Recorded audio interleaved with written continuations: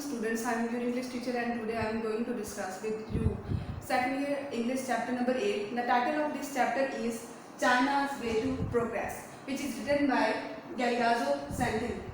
China's Way to Progress means China की तरक्की करने के तरीके.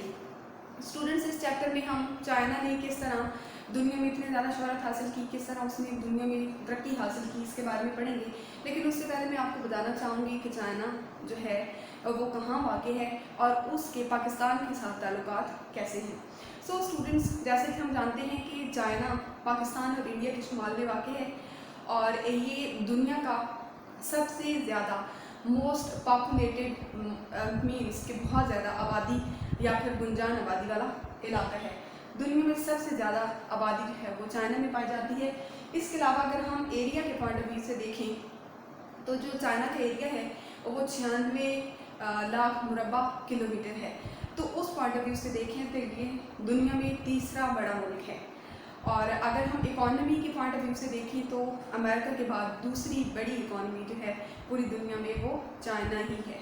लेकिन स्टूडेंट्स, 22 साल पहले तक ऐसा बिल्कुल भी नहीं था. जैसे कि हमारे राइटर गैलियाजो सेंटनी कहते हैं कि 22 साल पहले चाइना जो है उसके साथ वेस्ट का रवैया जो है वो बिल्कुल ठीक नहीं था, बल्कि उसको इग्नोर किया जा रहा था.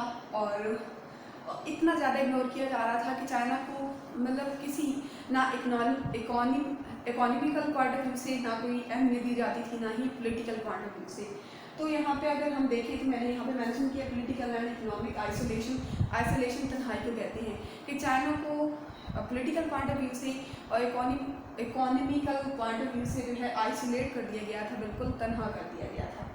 फिर क्या हुआ कि चाइना ने जैसे जैसे वेस्ट में अपनी शोहरत बढ़ाना शुरू की तो क्या हुआ, west had to accept Chinese smile policy. अब चाइनीज़ ने एक पॉलिसी अपनाई जिसको चाइनीज़ स्माइल पॉलिसी कहते हैं. किस तरह कि उन्होंने दुनिया को ये दिखा दिया कि हम जो हैं वो क्या कर सकते हैं और क्या करने वाले हैं. तो इस तरह उन्होंने वेस्ट के सामने जो अपनी इमेज, जो अपनी तस्वीर पेश की, तो वेस्ट भी मजबूर हो गया कि वो चाइना को एक्सेप्ट करे और इस तरह जो है चाइना पूरी दुनिया में शोहरत हासिल करने लगा. अब फिर क्या हुआ कि the crowd of official visitor two is escalating. अब उन्होंने क्या किया, इसका मतलब क्या हुआ कि बहुत सारे क्राउड कहते हैं हजूम को, कि मुख्तलिफ विजिटर्स, ऑफिशियल विजिटर्स जो किसी न किसी काम से चाइना आते हैं, तो एक हजूम जो है वो चाइना आना शुरू हो गया विजिटर्स का. और जो है मुख्तलिफ डेलीगेशन जो हैं चाइना में रोज़ आते हैं जिसमें हंड्रेड्स ऑफ पीपल जो है वो शामिल होते थे. तो मतलब सैकड़ों की तादाद के डेलीगेशन जो हैं वो डेली बेसिस पे चाइना में आते हैं. और यहाँ पे अगर आप लोग टेक्स्ट में पढ़ें तो आपके जो राइटर हैं गैलियाजो सेंटनी, वो बड़े फ़नी मैनर में, बड़े मज़ाहिया अंदाज में कहते हैं कि जो प्रेसिडेंट है चाइना का, जो 73 ईयर्स ओल्ड है, चू इन लाई, तो उसके बारे में बड़े फ़नी अंदाज में कहते हैं कि उनके बाजू के जोड़ जो हैं वो हिल जाएंगे अगर इसी तरह वो इस तरह के जो ऑफिशियल डेलीगेशंस हैं उनसे मुलाकात करते रहे और उनसे हैंड शेक करते रहे. तो उसके बाद राइटर ये भी कहते हैं बड़े फ़नी मैनर में कि जो चाइना के प्रेसिडेंट हैं चू इन लाई, उनकी आँखें अंधी हो जाएंगी मुसलसल अगर वो इसी तरह कैमरों के सामने, फ्लैश लाइट के सामने तस्वीरें बनाते रहे. तो उसके बाद राइटर क्या कहते हैं, राइटर कहते हैं कि चाइना को जो है काफ़ी सालों तक, लंबे अरसे तक जो है वो यूएन मीन्स यूनाइटेड नेशंस का हिस्सा बनने से भी रोका गया. मतलब इतनी बड़ी ताकत जो है, उभरती हुई ताकत आप कह लें दुनिया के नक्शे के ऊपर, तो उसको यूनाइटेड नेशन से दूर रखा गया. फिर क्या हुआ कि अब चाइना जो है वो क्या बन चुका है, China has new become the fashion of the world, whole world के. अब जो चाइना है वो पूरी दुनिया का फैशन बन चुका है. अब कौन सा ऐसा इलाका है, कौन सा ऐसा मुल्क है जहाँ पे चाइना का नाम नहीं लिया जाता. और ये चाइना ने सारी की सारी जो शोहरत है या फिर कामयाबी है वो किस बेस पे हासिल की है, अपनी बेस पे हासिल की है, अपनी जो उनकी ह्यूमन वर्क है, इंसानी मेहनत जो है उसकी वजह से हासिल की है और अपना जो रवैया है लोगों के साथ उसकी वजह से हासिल की है.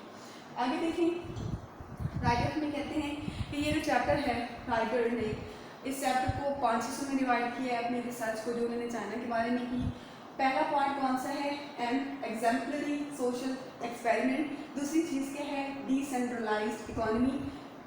تیسری چیز ہے day in the life of a 16 years old student. Fourth کیا چیز ہے؟ Chinese women. اینڈ ففتھ کیا چیز ہے؟ Social security benefits. تو یہ وہ 5 چیزیں ہیں جو رائٹر نے اس آپ کے چیپٹر میں ڈسکس کی ہوئی ہیں. سب سے پہلے ہم ون بائی ون ان کو ڈسکس کرتے ہیں. سب سے پہلا پوائنٹ ہے آپ کے پاس این ایگزمپلری سوشل ایکسپیریمنٹ. اب ایگزمپلری کہتے ہیں مثال کے طور پہ، سوشل ہوتا ہے معاشی سماجی، اور ایکسپیریمنٹ ہوتا ہے تجربہ. تو چائنا والوں نے کون سا ایسا سماجی جو ہے وہ تجربہ کیا جس کو انہوں نے مثال کے طور پہ پیش کیا. تو کیا ہوا کہ جو چائنا کے لوگ ہیں انہوں نے نئی نئی فرینڈ شپ بنائی. یہاں پہ دیکھیں نیو فاؤنڈ کمپینین شپ، انہوں نے بہت سارے جو ہیں اپنے ساتھی بنائے. اور اس کے بعد انہوں نے کیا کہ کامن پرپس، انہوں نے لوگوں کے لیے کامن پرپس کے لیے مطلب آپ کہہ سکتے ہیں کہ دوسروں کے مفاد کے لیے کام کیا. صرف یہ نہیں کہ اپنے مفاد کے لیے انہوں نے کام کیا، کولیکٹیولی ان کی جو تھنکنگ ہے وہ کلیکٹیو ہے، وہ مجموعہ ہے. سارے لوگوں کی سوچ جو ہے مل کے ایک چائنا کی سوچ بنتی ہے. اس کے بعد ڈسپلن آف میس آرگنائزیشن. پھر تیسری چیز جس کے اوپر چائنا نے بہت زیادہ فوکس کیا وہ کیا چیز تھی؟ ڈسپلن تھا، وہ تنظیم تھی آف میس آرگنائزیشن، اور وہ جو پوری ان کی جو آبادی ہے اس کی آرگنائزیشن کی، اس کی تنظیم کی. اس کے بعد چائنیز پیپل جو ہیں انہوں نے آبزرویشن کی کہ دنیا میں جتنا بھی پرابلمس ہیں اس کی روٹ کیا ہے، اس کی کاز کیا ہے. تو جب اس بات کے اوپر ریسرچ کی گئی تو وہ اس نتیجے پہ پہنچے کہ دنیا میں جتنے بھی مسائل ہیں وہ 4 چیزوں کی وجہ سے پیدا ہوتے ہیں. اور وہ کون کون سے ہیں؟ The roots of the problem کی روٹس، پرابلم کی یا پھر مسئلے کی جڑیں کون کون سی ہو سکتی ہیں. تو دیکھیں یہاں پہ فرسٹ ون ہے lack of food and low level of nutrition. اب چائنا کے لوگوں نے یہ دیکھا کہ تمام مسائل کی پہلی وجہ جو ہے یا پھر جو جڑ ہے وہ کیا ہو سکتی ہے؟ خوراک کی کمی، اور اس کے علاوہ لو لیول آف نیوٹریشن، جو صحت افزا غذا ہے اس کا لیول بہت لو لیول ہونا. دوسری چیز کیا تھی؟ Gross inequalities of income and consumption. اب کیا انیکویلٹیز کرتی ہیں؟ برابری نہ ہونا آف انکم، کمائی کی، اینڈ کنزمپشن ہوتا ہے استعمال کرنا یا پھر اس پیسے کا استعمال. تو وہ کہہ رہے ہیں کہ جو کمانے کی شرح ہے وہ کم ہے اور جو استعمال کرنے کی شرح ہے وہ بہت زیادہ ہے. تو یہ بھی ایک بہت بڑی وجہ ہو سکتی ہے کسی بھی مسئلے کی. تیسری چیز کیا تھی؟ ان امپلائمنٹ، بے روزگاری، and a sense of social use lessons. اب اس کا مطلب کیا ہوا کہ ایک تو بے روزگاری ہے، دوسرا انسان کو ایسا فیل کروایا جاتا ہے کہ وہ تو بیکار ہے، وہ تو کسی فائدے کا بھی نہیں ہے، مطلب سوسائٹی میں اس کی کوئی اہمیت نہیں ہے. چوتھی چیز یا پھر چوتھی وہ امپورٹنٹ پرابلم جو کہ کاز بنتی ہے بہت سارے مسائل کی، وہ کیا تھی؟ بلائنڈ ایکسپینشن آف سٹیز، اندھا دھند شہروں کی بڑھتی ہوئی تعداد. اور یہ وہ 4 چیزیں ہیں جس کی وجہ سے اس پوری دنیا میں مسائل پیدا ہوئے ہیں. چائنا والوں نے سب سے پہلے تو ان مسائل کی کھوج لگائی کہ روٹ کازز کون سی ہیں کہ دنیا جو ہے وہ تباہی کی طرف جا رہی ہے، اتنے مسائل کے شکار ہیں. تو جب ان کو یہ پتہ چلا کہ یہ کازز جو ہیں وہ اس بہت ساری پرابلمس جو ہیں وہ کریٹ کر رہی ہیں، تو انہوں نے سب سے پہلے ان کازز کو یا پھر ان روٹس کو ختم کرنے کی کوشش کی. اور جب انہوں نے ان چیزوں کو ختم کیا تو وہ ترقی کی طرف بڑھنے لگی، اور جو ترقی آج بھی آپ کو نظر آتی ہے جو مسلسل آگے آگے بڑھتی جا رہی ہے. نیکسٹ پوائنٹ ہے آپ کا ڈی سینٹرلائزڈ اکانومی. اب سینٹرلائزڈ ہوتا ہے ایک جگہ پہ اکٹھا ہونا، اور ڈی سینٹرلائزڈ مطلب علیحدہ علیحدہ کر دینا، چھوٹے چھوٹے ٹکڑوں میں بانٹ دینا. اکانومی معیشت کو کہتے ہیں. تو چائنا نے کیا کیا کہ چائنا نے ایک پالیسی بنائی جس کے تحت انہوں نے کیا کیا کہ جو اپنی اکانومی ہے اس کو ڈی سینٹرلائز کر دیا. وہ کیسے کیا؟ انہوں نے ایک نئی دنیا تخلیق کی، اور اس میں جو لوگ تھے، جب مین تھے، وہ کیا تھے؟ وہ بھی نئی قسم کی سوچ رکھتے تھے. وہ ان کی جو تھنکنگ تھی وہ کلیکٹیو تھی، ہیومنسٹک، انسانیت پر مبنی جو ہے ان کی سوچ تھی. وہ صرف ایک انسان کے فائدے کے لیے کام نہیں کرتے تھے بلکہ سارے لوگوں کے فائدے کے لیے کام کرتے تھے. اس میں دیکھیں چائنا نے ایک سسٹم جو ہے इंट्रोड्यूस करवाया, इसको क्या कहते हैं, चाइनीज़ कम्यून सिस्टम। अब जब चाइना ने कम्यून सिस्टम जो है इंट्रोड्यूस करवाया तो इसमें 3 चीज़ें जो हैं वो शामिल थी। इसको 3 उसमें डिवाइड किया गया था। वो कौन कौन सी थी? प्रोडक्शन टीम्स, प्रोडक्शन ब्रिगेड्स थे और उसके बाद कम्यून्स थे। प्रोडक्शन टीम्स जो हैं वो छोटे लेवल पे किसानों से काम करवाते हैं और फसलों की जो पैदावार है उसको अच्छा बनाते हैं, क्योंकि चाइना जो है वो एक एग्रीकल्चरल कंट्री है, एक ज़रूरी मुल्क है और उसकी सारी मैशत का दारोमदार जो है वो ज़राअत पर है। दूसरा जो यहाँ पे पॉइंट है, प्रोडक्शन ब्रिगेड्स में वो लोग शामिल होते हैं जो कि किसानों को खेती बाड़ी या फिर जो आबपाशी है उससे मुतालिक मालूमात देते हैं, और इसके लिए ये छोटे लेवल पे स्कूल वगैरह बनाते हैं और वहाँ पे एकेडमीज़ वगैरह के ज़रिए लोगों तक मालूमात पहुँचाई जाती हैं। तीसरा जो है इसमें पार्ट कम्यून्स का काम क्या होता है कि ये एक ऐसी टीम होती है जो कि एक लार्ज स्केल पे उन ज़मीनों के बारे में पता लगाते हैं या फिर बताते हैं कि जहाँ पे काश्त की जाएगी, और काश्त करने के बाद हम वहाँ से कितनी जो फसलें हासिल कर सकते हैं या फिर कितनी अनाज जो है वो हमें हासिल हो सकता है, इन सारी चीज़ों का डिसीजन लेना जो है वो कम्यून्स की जिम्मेदारी होती है। नेक्स्ट इस चैप्टर में राइटर ने एक राइटर का जिक्र किया है जिसका नाम थॉमस होब्स है। उसकी एक बुक है लेविएथन, और उस बुक में राइटर ने एक कॉन्सेप्ट दिया हुआ है कि दुनिया में जितने भी लोग हैं ना वो सिर्फ और सिर्फ अपने मफाद और अपने फ़ायदे के लिए काम करते हैं, लेकिन आपके राइटर जो है गैलियाजो सेंटनी, और वो ये बात गलत साबित कर देते हैं राइटर थॉमस हॉब्स की कि सारे लोग दुनिया में एक जैसे नहीं होते। जैसा कि चाइना के लोग हैं, चाइना के लोग जो हैं वो अपने मफाद के लिए काम नहीं करते बल्कि ओवरऑल मैसेज के लिए काम करते हैं, और वो जो है उनकी जो थिंकिंग है वो कलेक्टिव है और ह्यूमनिज़म पे बेस करती है, इंसानियत पे बेस करती है, और वो किसी इंसान को ना तो कमतर समझते हैं ना ही बरतर समझते हैं। तो हर काम को वो अपनी जिम्मेदारी समझ के करते हैं, इसी वजह से तो वो इतनी ज़्यादा या फिर इतनी स्पीड के साथ तरक्की कर रहे हैं।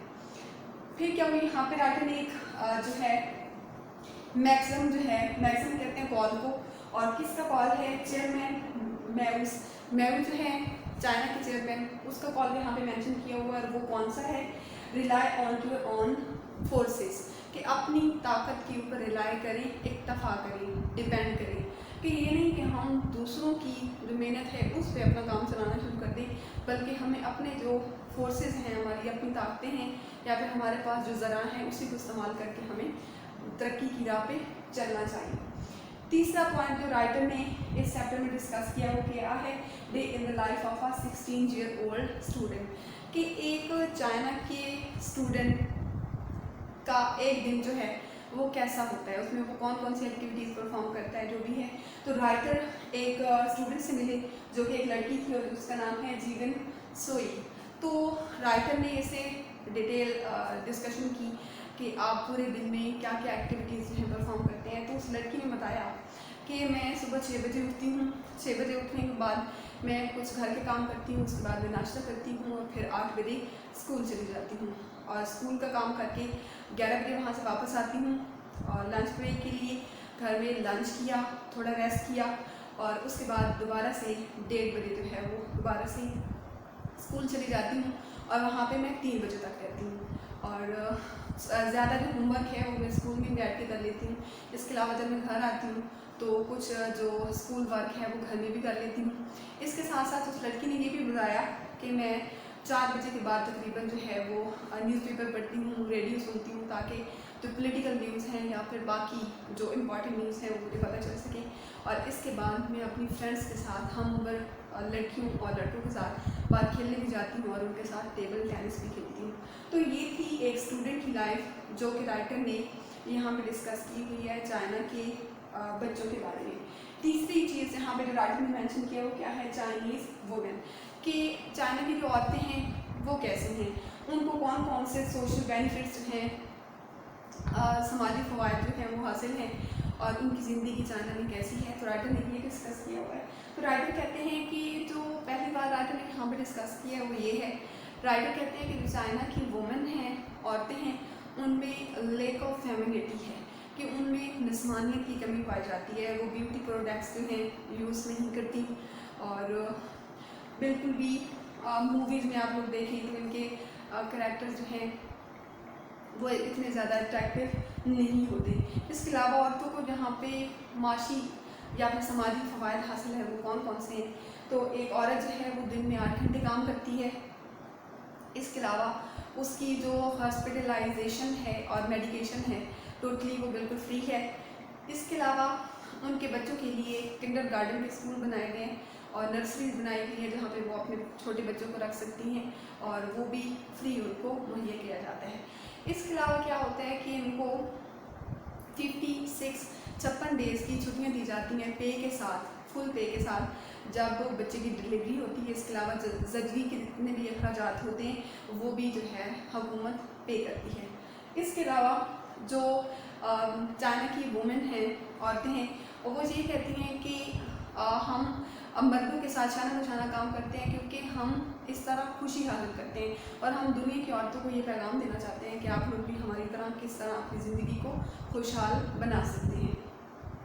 اور اس طرح ہم دیکھتے ہیں کہ ایک عورت کو یہاں پہ کس طرح جو ہے کانفیڈنٹ دکھایا ہوا ہے رائٹر نے, تو کافی اچھا لگتا ہے. تو جو چائنیز وومن ہیں وہ باقی دنیا کی عورتوں کے لیے مثال ثابت ہوتی ہے.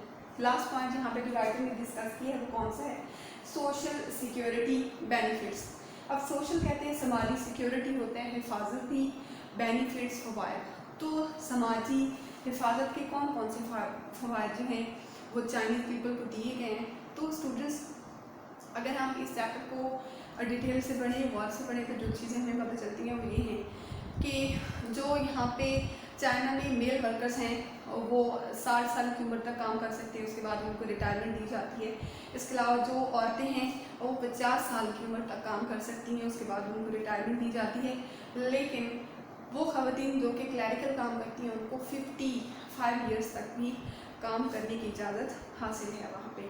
اس کے علاوہ جتنے بھی سوشل ورکرز ہیں چائنا کے, ان کی ہاؤسنگ جو ہے وہ فری ہے, ان کی ہاسپٹلائزیشن جو ہے وہ بھی فری ہے. اس کے علاوہ سنیما گھر میں جانا بالکل فری ہے, تھیٹر میں اگر وہ جاتے ہیں تو وہ فری ہے. اس کے علاوہ اگر خدا نخواستہ کوئی ورکر جو ہے وہ بیمار ہو جاتا ہے اور وہ کام نہیں کر سکتا تو اس کو 6 ماہ کے لیے ایڈوانس پے بھی دے دی جاتی ہے, جس کو واپس کرنے کا سسٹم یہ ہے کہ وہ 60% جو ہے اس کو پے دی جائے گی منتھلی, اور 40% جو ہے وہ اس کی پے کی کٹوتی کی جاتی ہے. اس کے علاوہ اگر کوئی ورکر جو ہے وہ بیمار ہو جاتا ہے تو اس کی جتنی بھی میڈیکل کا خرچہ ہوتا ہے وہ سارے کا سارا حکومت پے کرتی ہے. اور اس کے علاوہ اگر ورکر کی ریلیٹیوز میں سے خاندان میں کوئی بیمار ہے تو 50% میڈیکل کا جو سارے اخراجات ہوتے ہیں وہ فری کر دیے جاتے ہیں.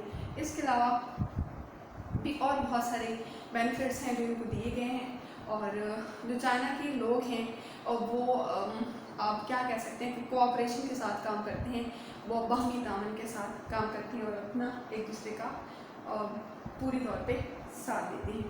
تو اسٹوڈنٹس یہ جو آپ کا چیپٹر ہے چائناز وے ٹو پروگریس, اس سے آپ لوگوں نے جانا کہ کیسے چائنا نے اپنی محنت کے بلبوتے پہ ترقی حاصل کی ہے, اور جو ہے اور دنیا کے باقی جو ممالک ہیں ان کے لیے چائنا ایک مثال ثابت ہوا ہے کہ کس طرح دنیا میں انہوں نے اپنے بلبوتے پہ اتنی زیادہ ترقی حاصل کی, باقی ممالک بھی اس طرح کر سکتے ہیں. تو آئی ہوپ سو کہ آج کا میرا یہ لیکچر آپ لوگوں کو سمجھ آیا ہوگا, اور انشاءاللہ نیکسٹ لیکچر میں ملتے ہیں. Thank you so much. Allah